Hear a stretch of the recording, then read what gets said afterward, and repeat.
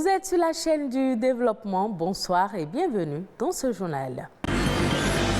L'étude d'impact environnemental est un outil de développement durable.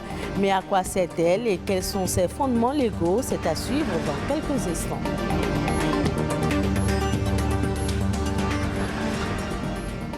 Aujourd'hui, 22 février, c'est la journée mondiale du scoutisme. Une occasion pour rendre hommage aux fondateurs de ce mouvement et célébrer la fraternité. Et puis la cartographie des risques, un outil de prévention des goulots d'étranglement d'une entreprise. C'est un réflexe inexistant chez les promoteurs d'entreprises. Pourtant, elle est indispensable dans la suivi des entreprises.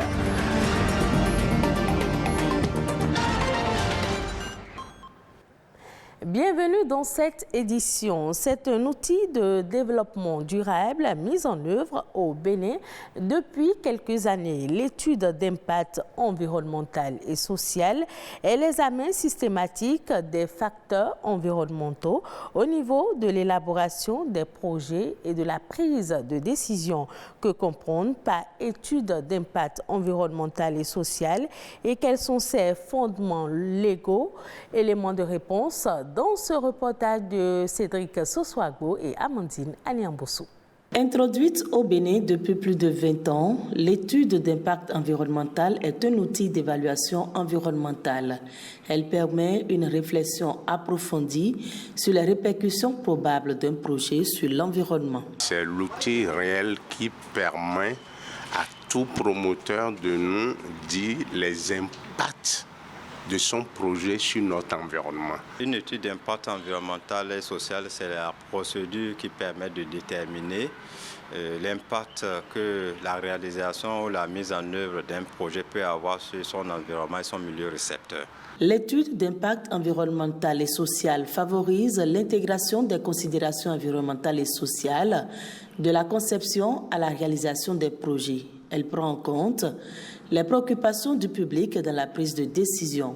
Elle répond à plusieurs objectifs. Quand on parle d'études d'impact environnemental, c'est pour aujourd'hui, pour les générations présentes et même pour demain, parce que le projet est dans la durabilité. Et dans la durabilité, ça veut dire qu'on doit prévoir l'environnement d'aujourd'hui, comment on peut encore vivre avec ça demain sans trop le détruire.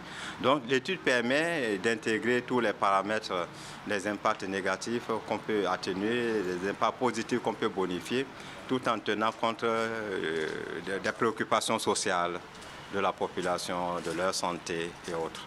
Effectuer une étude d'impact environnemental et social est obligatoire, d'autant que cela permet de cerner et d'évaluer les risques d'incidence environnementale découlant d'un projet prévu.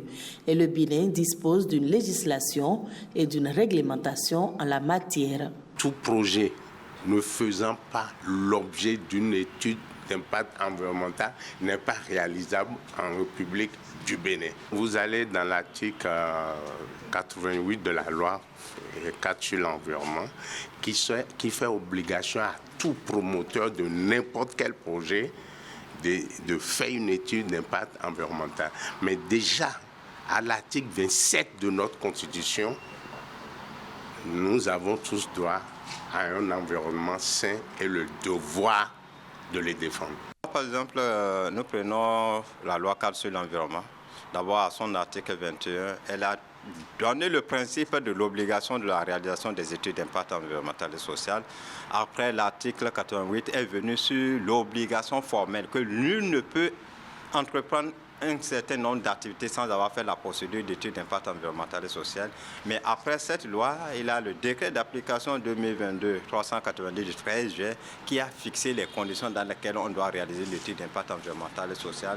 Toutefois, il y a des exceptions. Les projets entrepris à des fins domestiques ou artisanales et qui n'affectent pas les milieux sensibles ou ne génèrent pas de rejet dans l'environnement ne sont pas soumis à une étude d'impact environnemental et social. Ce 22 février, les scouts du monde entier sont à l'honneur. C'est la journée mondiale du scoutisme. Elle est encore appelée Thanking Day. Dans le monde entier, les scouts témoignent de leur engagement, se rappellent de leurs promesses, du devoir de service qui en découle et rendent hommage à leur fondateur, le célèbre Lord Robert Baden-Powell. Le scoutisme, une école de la rencontre au-delà des différences, c'est un reportage de Ulvaeus Palori. On les reconnaît par leur uniforme. Chemise, manches courtes ou longues selon les grades, avec des épaulettes, foulard noué au cou, corroboré par un insigne à fleur de lys, à 3 pétales et entouré d'un cordon. Eux, ce sont les scouts. Un mouvement pour les jeunes et par les jeunes, fondé sur le bénévolat et ouvert à toute croyance. Lorsqu'on rentre dans le scoutisme, on apprend la vie, avec tout le mécanisme complexe de la vie. Le scoutisme vous prend, vous aide à mieux vous comporter dans la société, vous donne les outils de base qui vous permettront de mieux vivre en société et vous conduit jusqu'à l'âge adulte. Né de la volonté de Baden-Powell de mettre chaque jeune au centre de ses apprentissages, le scoutisme donne l'occasion aux jeunes de développer leur caractère personnel et leur esprit d'initiative. Et cet apprentissage commence ici, lors des camps scouts.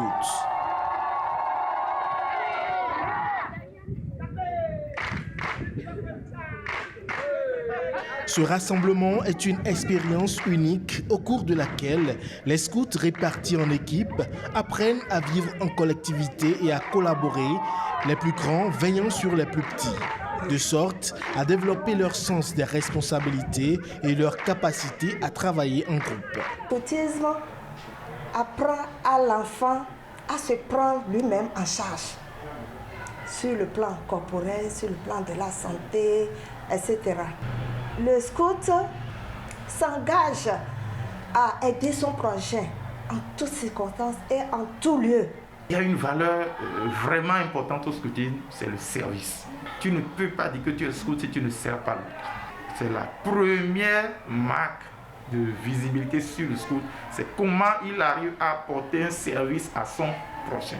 Servir, être tolérant et apprendre à être ami malgré les différences, autant de valeurs mises au service de l'éducation des scouts et qui peuvent s'avérer nécessaires dans la vie professionnelle. Je peux dire que le premier boulot que j'ai eu, si je n'avais pas fait de scoutisme, ça m'aurait été compliqué. Parce que j'étais très jeune, diplômé, je n'avais aucune expérience, mais c'est comme ce boulot était dans la protection des enfants, de l'accompagnement des enfants, et puis leur démontrer que j'ai de l'expérience. Étant donné que ça me faisait plus de 10 ans de temps où j'encadrais des jeunes. Donc quand j'ai pu démontrer ça, et que j'ai pu prouver que j'ai suivi des formations, et qu'après les formations, j'ai encadré des jeunes de façon bénévole pendant un certain nombre d'années, j'étais considéré comme quelqu'un qui avait de l'expérience. À ce jour, le scoutisme est présent dans tous les départements du Bénin, avec plus de 20 000 jeunes en activité chaque année. Des entreprises naissent chaque jour pendant que d'autres ferment très tôt leurs portes. L'une des raisons de ces fermetures brusques est le défaut de cartographie des risques, un véritable outil de prévention et de gestion des risques au travail. Que gagnent les entreprises à disposer d'une cartographie des risques? Armand Badedji est expert en management de la qualité. Il nous parle de la cartographie des risques, notamment de son utilité.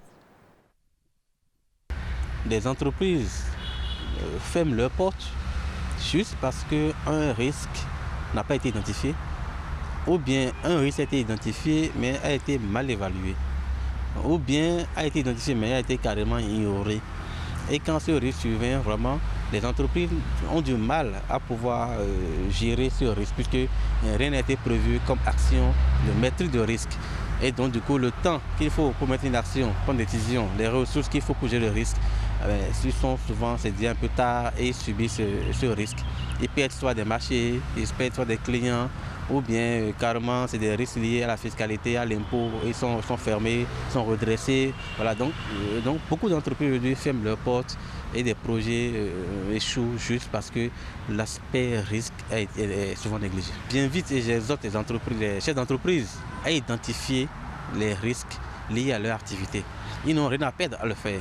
Ils n'ont rien à perdre à prendre des mesures pour anticiper. C'est donc pour gérer ces risques qui peuvent nuire à l'entreprise qu'on élabore un document qu'on appelle une cartographie des risques. Toute entreprise doit pouvoir détenir cet outil-là, ce document qu'on appelle cartographie des risques. Et la preuve, vous voyez, aujourd'hui toutes les normes de management ISO prioritairement, ISO 9001, 14001 pour l'environnement ou 45001 pour la santé, sécurité au travail, toutes ces normes-là exigent qu'une entreprise puisse identifier ses risques et puisse les maîtriser à travers le document qu'on appelle la cartographie des risques. Suivons à présent La Nation Bref, une compilation de l'actualité nationale ces dernières 48 heures au Bénin, présentée par Charlène Kendjiro.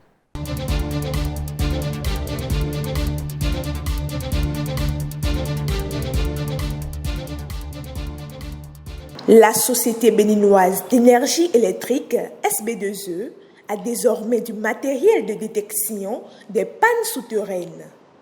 Il s'agit de 3 véhicules laboratoires que vient de lui offrir le projet Millennium Challenge Akut Bénin 2, un programme du gouvernement américain à travers le Millennium Challenge Corporation, MCC. Les clés de 3 véhicules laboratoires ainsi que des pièces de rechange au profit de la SB2E d'un montant d'environ 3,8 milliards de francs CFA ont été remis en présence de plusieurs cadres du secteur. La détection rapide des pannes souterraines et leur réparation connaîtront désormais au Bénin une nette amélioration.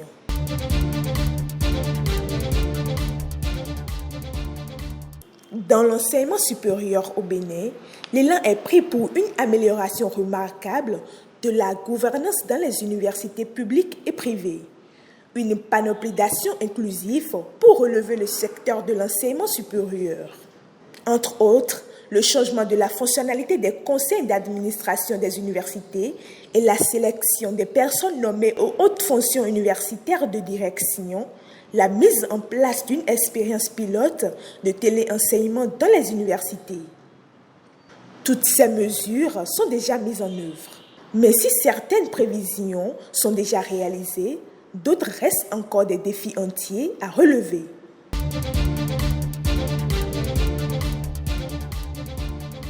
Le Bénin ambitionne mobiliser 457 millions d'euros, soit plus de 300 milliards de francs CFA, à l'horizon 2026 pour faire face à l'insécurité alimentaire. Un montant qui va compléter une cagnotte de 86 milliards de francs CFA déjà mobilisée pour permettre le renforcement de la sécurité alimentaire. Selon les statistiques du ministère de l'Agriculture, de l'Élevage et de la Pêche, 26% de ménages au Bénin sont confrontés à une situation d'insécurité alimentaire. Ce fonds va donc contribuer à l'accroissement de la part du secteur de la pêche et de l'aquaculture aux économies locales et nationales et à la sécurité alimentaire par la promotion de l'aquaculture. Il permettra aussi la facilitation d'accès aux semences et intrants aquacoles de qualité et d'accroître surtout la production du maïs.